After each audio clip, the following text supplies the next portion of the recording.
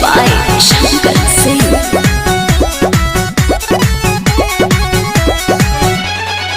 कादोनी गजुर मजुर फोनवे में बोलता डरता करे जाई मन हमर डोलता।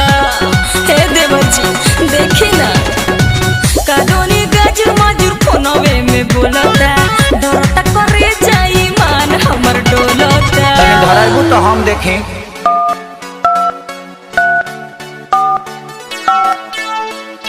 बिना ताम ते घर से बाहरी नत निकली भैंस दुही तो सैनिटाइजर लगाते दुही बिना दाबी लगाते घर से बाहरी मत निकली थोथुन मत न तो उठा ले जाई जो भी धराई न मिला के दादा हो सब पीटोन में धइले बा। इसी सितम सब काम मोबाइल में कइले बा सरकारी चलाइले बा। इसी सितम सब काम मोबाइल में कइले बा सरकारी चलाइले बा।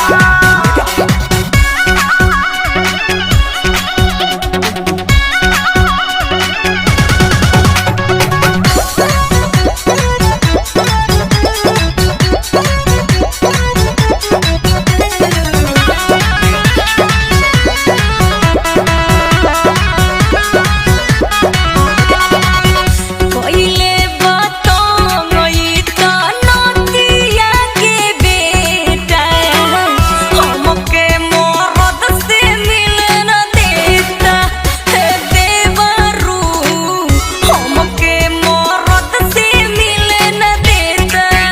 एकरा के तू तो नाही गाड़ी भौजी तहरे खाती बोल बही ना बेमारी भौजी। एक बार आउ लगाइबू।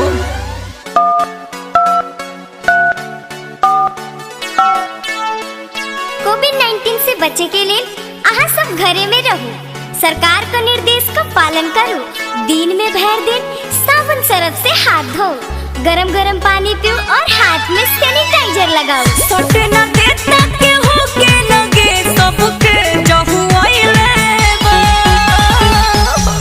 इसी सितम सब काम मोबाइल में कइले बा सरकारी चलाइले बा। इसी सितम सब काम मोबाइल में कइले बा सरकारी चलाइले बा।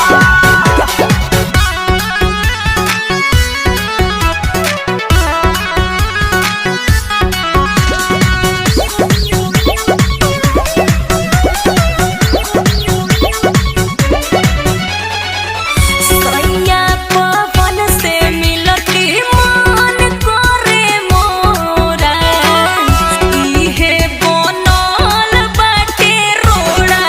ए देवर जी इहे बनल बाटे रोड़ा। कहतानी जनरेशन कर थोड़ा भौजी भैया आ जाई है धाली हम करा भौजी। लास्ट पर आउ लगाओ तो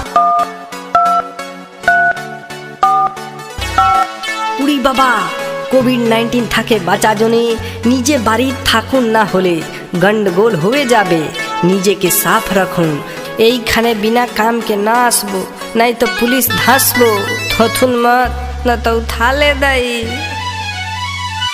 एही से लागे कनक सरिया तो बज गइले बा।